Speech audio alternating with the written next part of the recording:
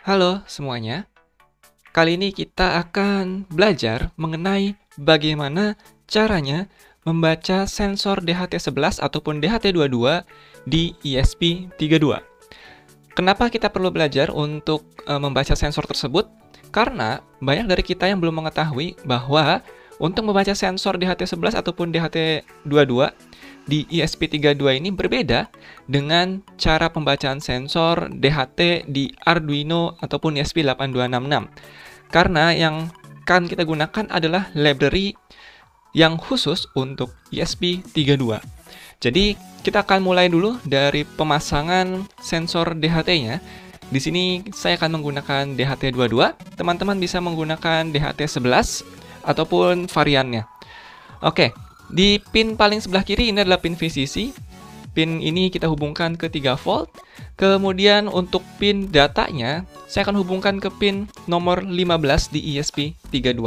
Tentu saja teman-teman bisa menggunakan nomor pin yang lainnya. Kemudian untuk ground tentu saja kita hubungkan ke ground. Seperti ini. Dan yang di bagian NC kita tidak akan gunakan, biarkan kosong.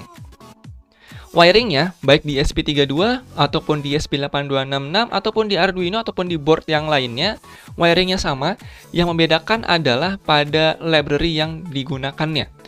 Pada ESP32 kita perlu memasang library DHT for ESPX. Teman-teman bisa gunakan DHT Sensor Library for ESPX. Jadi untuk ESP8266, untuk ESP32, dan varian dari ESP yang lainnya, teman-teman bisa gunakan library ini. Selanjutnya, penggunaannya sama saja seperti library pada umumnya untuk DHT yang banyak bertebaran di internet. Pertama, kita include terlebih dahulu untuk library-nya. Include. Yang akan kita gunakan adalah DHT-ESP.Edge. Ini adalah library yang akan kita gunakan untuk membaca sensor DHT11 ataupun DHT22 di ESP32. Oke, selanjutnya kita akan buat variabel untuk menyimpan data pinnya. Saya berikan DHT pin namanya, nama variabelnya dengan konstanta tentu saja ya. Tipe data integer. Pinnya akan kita gunakan pin 15. Seperti yang teman-teman sudah lihat, tadi kita merancangnya, merakitnya untuk wiring di pin D15. Selanjutnya, kita akan buat objek untuk sensor DHT-nya. DHT ESP, dan saya akan buat objek dengan nama DHT sensor dengan S besar. Teman-teman bisa gunakan nama yang lain di sini, DHT sensor saya, misalnya bebas apapun itu. Kemudian di bagian setup, kita akan gunakan serial monitor untuk melihat data DHT-nya. Serial begin. Saya akan gunakan 115200. Kemudian kita akan mulai membaca DHT-nya, memanggil objeknya DHT sensor. Yang ini yang sudah kita buat sebelumnya. Kemudian kita gunakan setup. Seperti itu. Lalu parameter yang pertama adalah pin DHT-nya. Yang ini yang sudah kita buat sebelumnya. Kemudian parameter yang kedua adalah jenis DHT-nya. Saya gunakan DHT22. Seperti itu. Jika teman-teman gunakan DHT11, maka ganti dengan DHT11. Oke, seperti itu.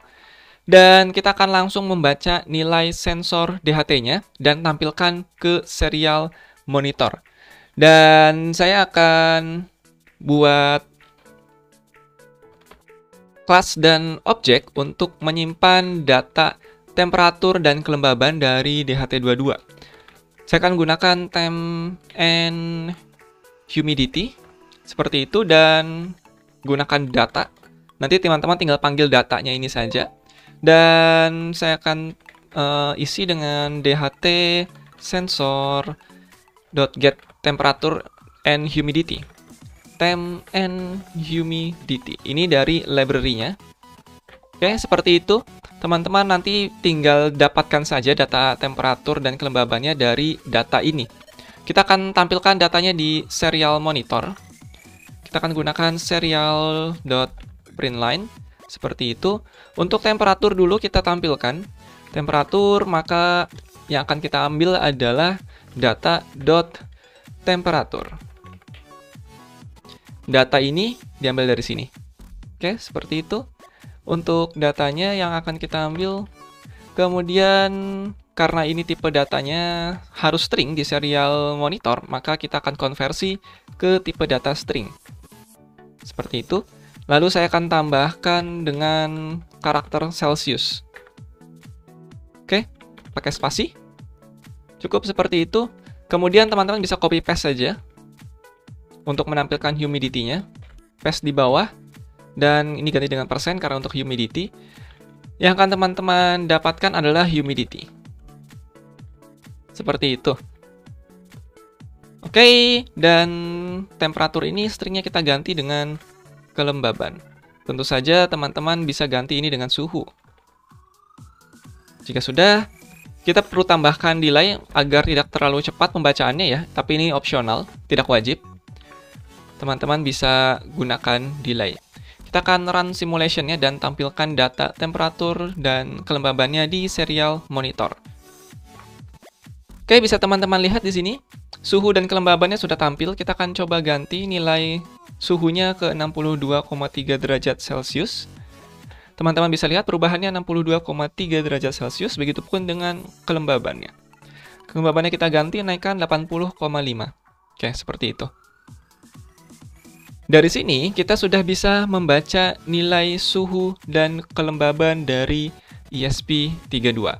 Jadi, teman-teman gunakan library DHT Sensor Library for ESPX. Terima kasih semuanya.